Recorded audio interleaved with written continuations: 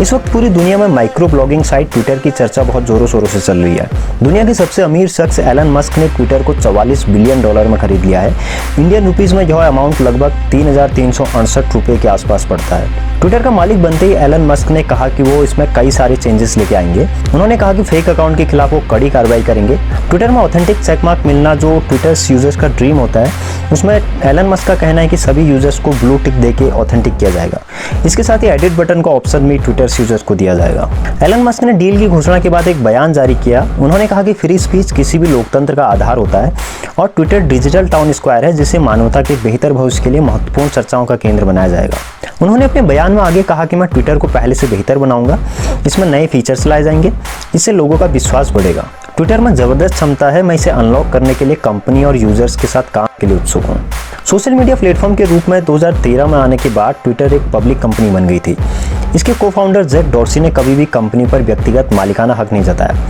हालांकि अब इसे $44 अरब में एलन मस्क ने जब से खरीदा है तब से कंपनी के वो अकेले मालिक बन गए हैं। उन्होंने 14 अप्रैल के अपने एक बयान में कहा था कि उन्हें कंपनी के मैनेजमेंट पर भरोसा नहीं है। ऐसे में माना जा रहा है कि जल्दी शीर्ष स्तर पर एलन मस्क द्वारा कई बदलाव किए जा सकते हैं। एलन मस्क ने जब से ट्विटर को खरीदने के लिए बोली लगाई तब से कंपनी के CEO पराग अग्रवाल इस डील का विरोध कर रहे थे। डील पूरी होने के बाद पराग ने यह तक कह डाला कि अब कंपनी का भविष्य अंधेरे में चला गया है। ऐसे में कयास लगाए जाने लगे हैं कि क्या एलन मस्क पराग अग्रवाल को ट्विटर के बॉस के रूप में स्वीकार कर पाएंगे? क्या एलन मस्क पराग अग्रवाल को CEO के पद से हटा देंगे? भारत में टेस्ला की परमिशन न मिलने के बाद क्या कहीं एलन मस्क भारतीय CEO पराग अग्रवाल को हटा तो नहीं देंगे? कुछ समय पहले जब एलन मस्क भारत में टेस्ला को लॉन्च करना चाहते थे तो भारत सरकार ने उनके सामने 2 शर्तें रखी थी। भारत सरकार ने कहा था कि या तो आप टेस्ला का प्लांट भारत में लगाओ और भारत में ही मैन्युफैक्चरिंग करके टेस्ला की कारों को बेचो, या फिर भारतीय कानून के हिसाब से 100% इंपोर्ट ड्यूटी दो।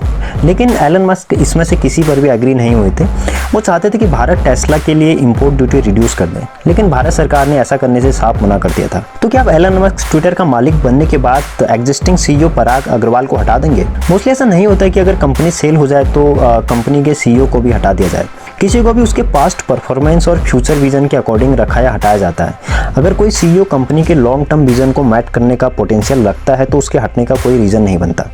अगर कोई कंपनी एग्जिस्टिंग CEO को हटाती भी है तो उसे गोल्डन पैराशूट क्लॉज के तहत भारी कॉम्पनसेशन देना होता है। गोल्डन पैराशूट एक एम्प्लॉयमेंट कॉन्ट्रैक्ट होता है जिसमें वह टॉप मैनेजमेंट स्पेशली CEO के हितों की रक्षा करता है। मतलब कि अगर कंपनी द्वारा CEO को कॉन्ट्रैक्ट के अगेंस्ट जाकर टर्मिनेट किया जाता है तो उसे उसके कॉम्पनसेशन के तौर पर full year salary, cash bonus और स्टॉक ऑप्शंस जैसे बेनिफिट्स मिलते हैं। इससे कोई फर्क नहीं पड़ता कि आप ट्विटर बिक गया है या फिर उसके मालिक आप एलन मस्क बन गए। इसलिए एलन मस्क पराग अग्रवाल को हटाने का इतना बड़ा रिस्क नहीं लेंगे। इसलिए उम्मीद है कि आगे भी पराग अग्रवाल ही ट्विटर के CEO के तौर पे काम करते रहेंगे। तो फ्रेंड्स, अगर आप इस चैनल पे नए हैं तो इस चैनल को जरूर सब्सक्राइब करें, इस वीडियो को लाइक करें और अपने दोस्तों के साथ शेयर भी करें ताकि आगे भी लेटेस्ट वीडियो आप तक पहुंचते रहें।